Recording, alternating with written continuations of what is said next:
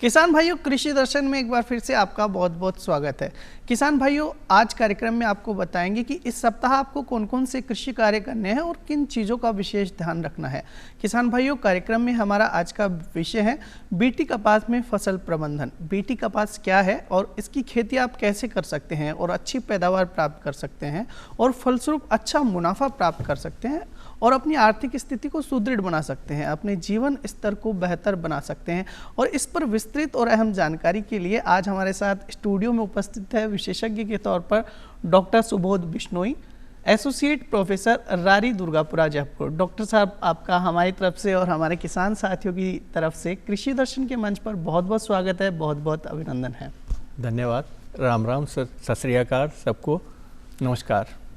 किसान साथियों, ये फोन इन लाइव प्रोग्राम है। यदि आज के टॉपिक से रिलेटेड आपका कोई भी सवाल है तो आप हमसे सीधा संपर्क कर सकते हैं। इसके लिए फटाफट से नोट कर लीजिए हमारा फ़ोन नंबर। हमारा पहला नंबर है 2704098। हमारा दूसरा नंबर है 2704999। किसान साथियों, फ़ोन करने से पहले हमारा STD कोड लगाना नहीं भूलें। हमारा STD कोड है 0141।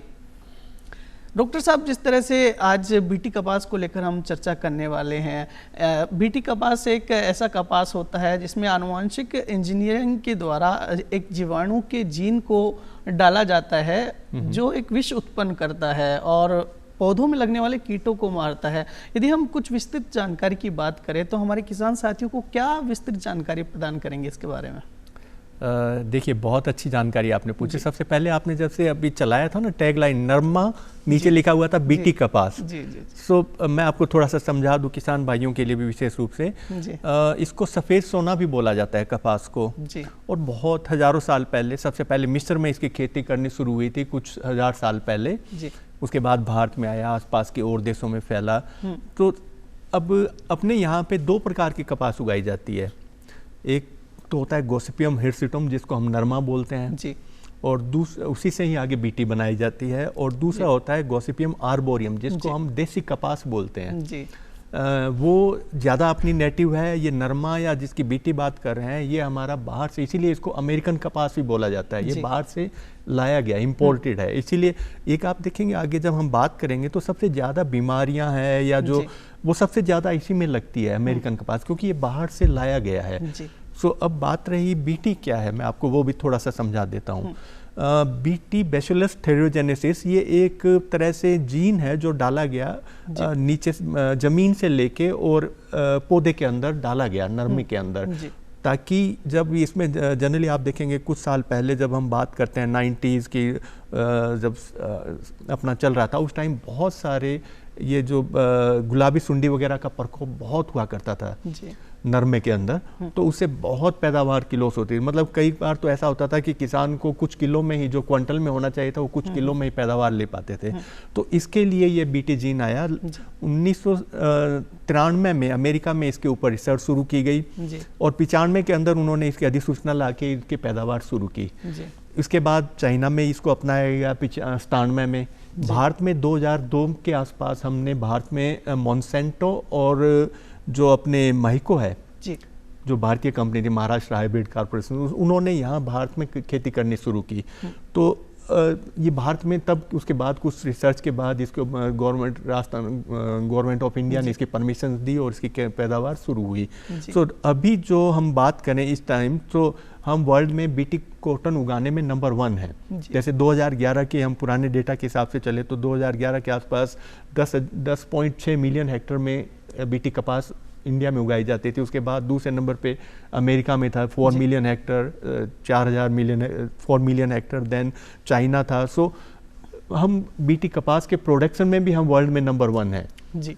तो ये तो रही बीटी के बारे में। बैसिलस थेरियोजेनेसिस बेसिकली गुलाबी सुंडी के लिए ही इसमें डाला गया था। और अब होता क्या है कि जब गुलाबी सुंडी इसको खाएगी तो उसके जो भोजन तंत्र है, जो आहार नाल है, उसके अंदर जाके उसके डाइजेस्टिव सिस्टम को चोक कर देती है।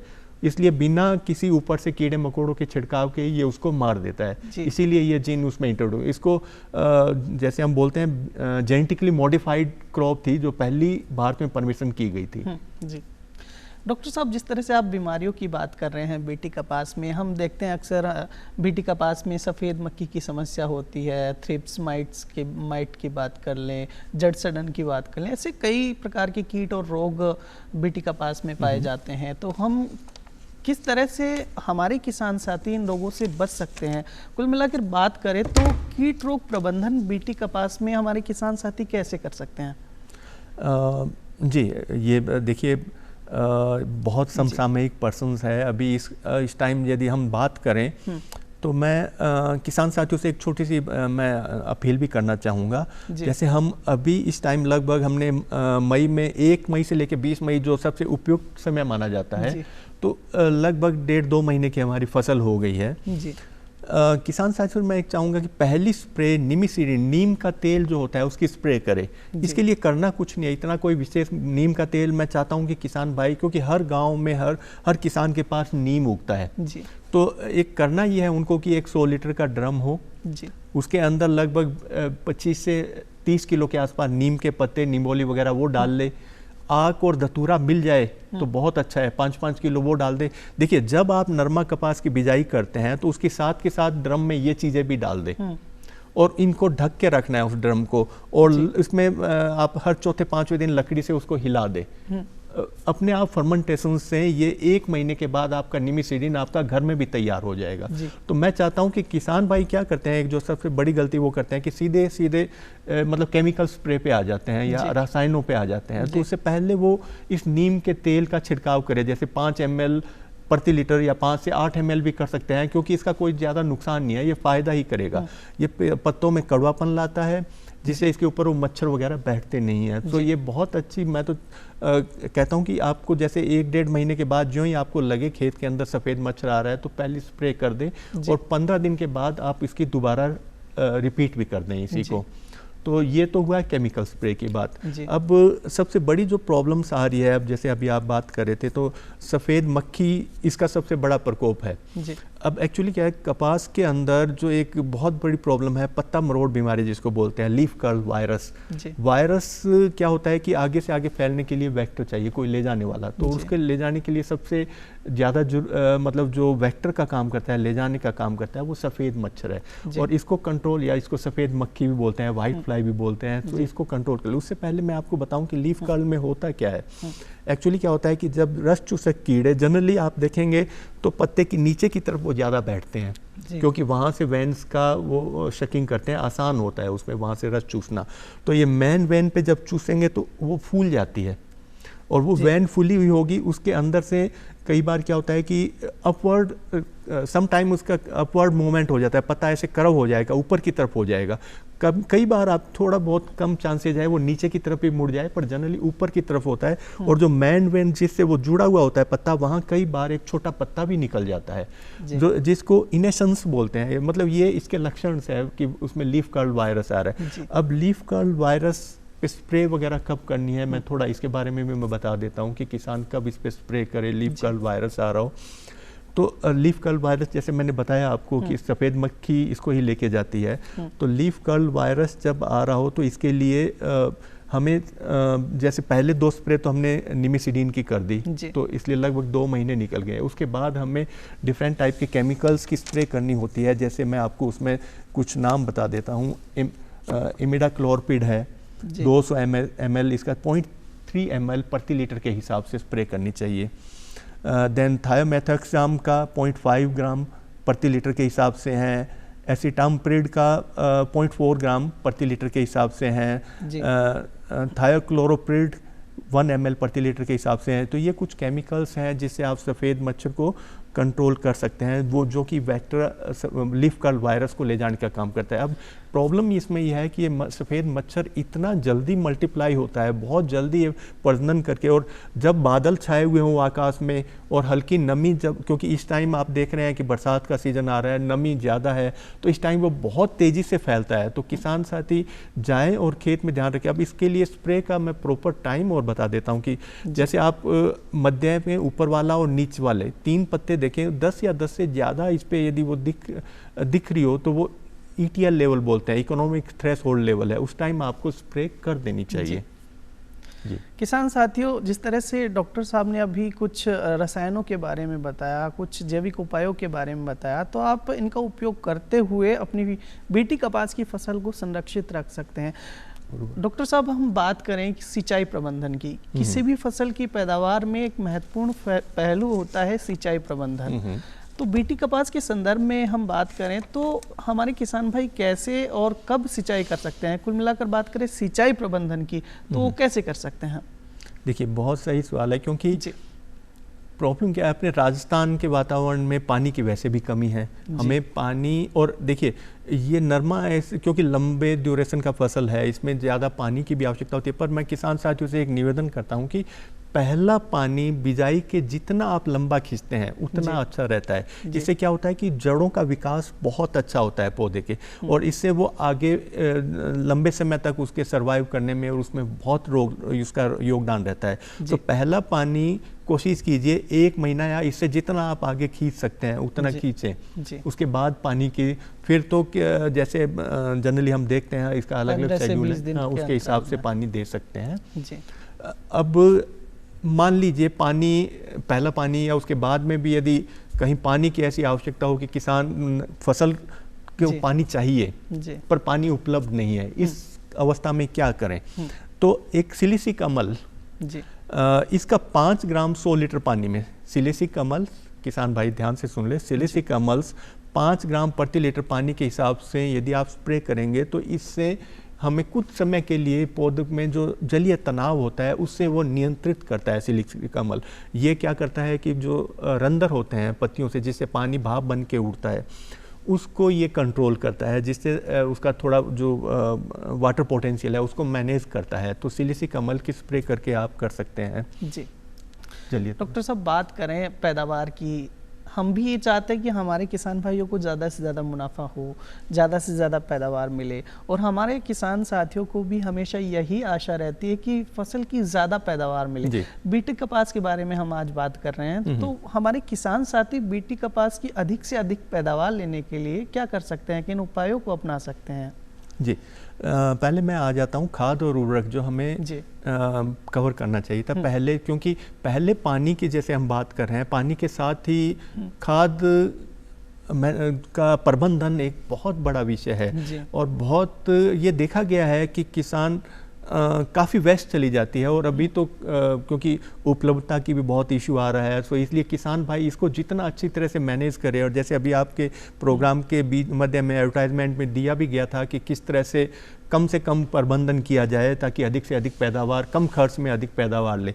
सो बीटी कपास के लिए जनरली 12.5 किलो हमें नत्रजन देनी है, नत्रजन देनी है, इस मतलब 37.5 किलो यूरिया। तो अब इसको प्रति बीघा के हिसाब से मैं बता रहा हूँ, इसको 3 भागों में बांट के हमें देनी चाहिए। पहला तो बिजाई के समय दे देनी चाहिए एक मात्रा, दूसरी मात्रा जो 1/3, पहले 1/3 तो बिजाई के समय डाल दी, दूसरी 1/3 आप पहले पानी के समय दें।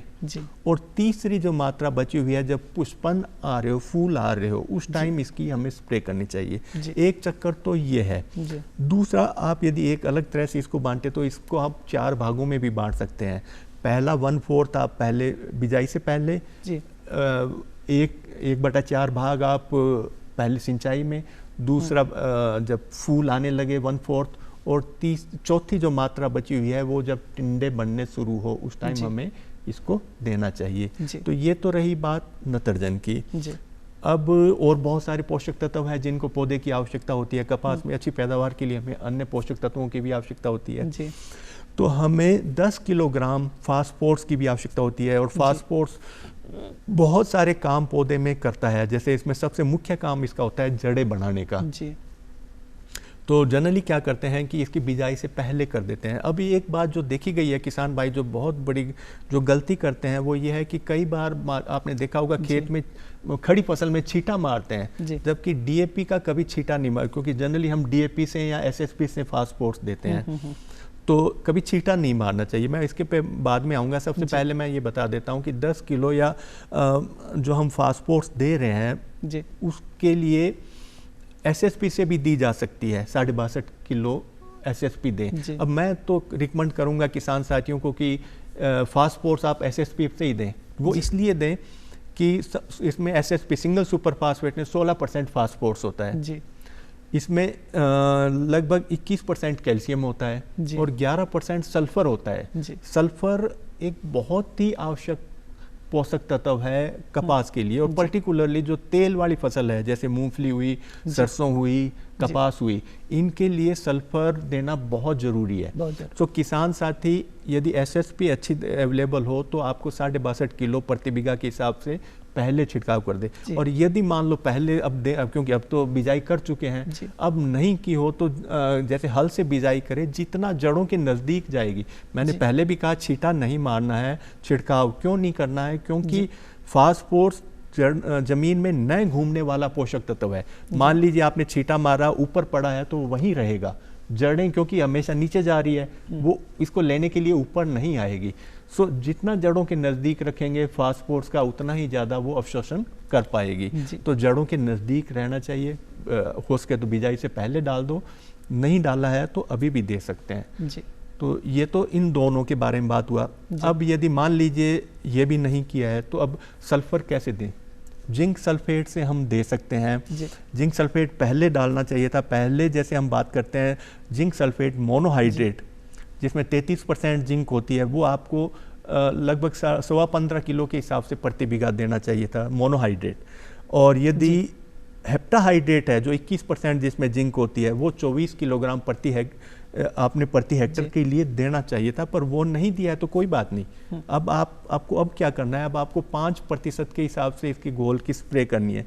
5% के लिए इसको जिंक सल्फेट आपको 1.5 किलो लेना है। अब किसान साथियों को मैं एक और बात बता दूं, जिंक सल्फेट थोड़ा सा अम्लीय होता है, सल्फेट है ना, तो इसको एसिडिक जो अम्लीय है इसको थोड़ा न्यूट्रल करने के लिए इसके अंदर आधा जितना, जैसे जिंक सल्फेट था 1.5 किलो, तो 750 ग्राम इसके अंदर भुजा हुआ चूना, इन दोनों को अलग अलग बर्तन में रात को भिगो दें और फिर सुबह इसके जो चूने का निथारा हुआ पानी लेके और इसमें मिला के और इसकी स्प्रे करनी चाहिए, जिससे उस पर जलने के लक्षण नहीं आएंगे पौधे के ऊपर।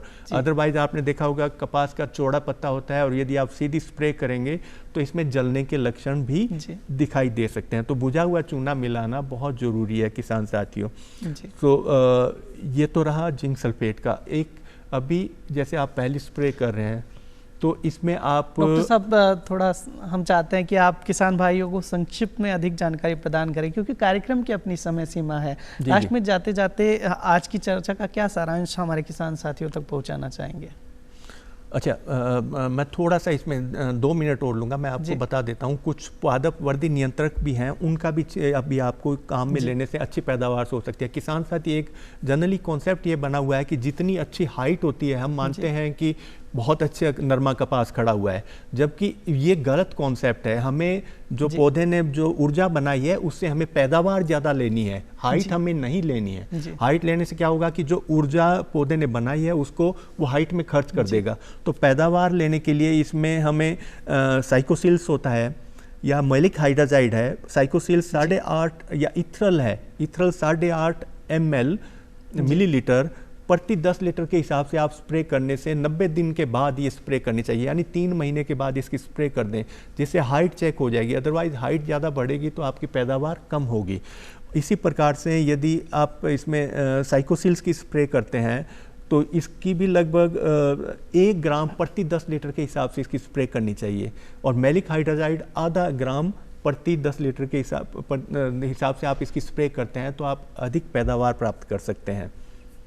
जी डॉक्टर साहब, आपने बहुत महत्वपूर्ण जानकारी आज हमारे किसान साथियों को प्रदान की है। किसान साथियों, जिस तरह से डॉक्टर साहब ने आपको उर्वरक प्रबंधन के बारे में बताया, सिंचाई प्रबंधन के बारे में बताया, कीट रोग प्रबंधन के बारे में बताया, इन महत्वपूर्ण जानकारियों को आप अपने खेती किसानी में उपयोग करते हुए पीटी कपास की अच्छी पैदावार लेंगे। तो डॉक्टर साहब, अब किसान साथियों से विदा लेने का समय आ गया है। किसान साथियों, आशा करते हैं कि आज का कार्यक्रम आपको पसंद आया होगा और आप दी गई जानकारी का लाभ उठाएंगे। फिर भी आपके मन में कोई सवाल है तो आप हमें पत्र लिख सकते हैं। हमारा पता है कार्यक्रम कृषि दर्शन, दूरदर्शन केंद्र, झालाना डूंगरी, जयपुर।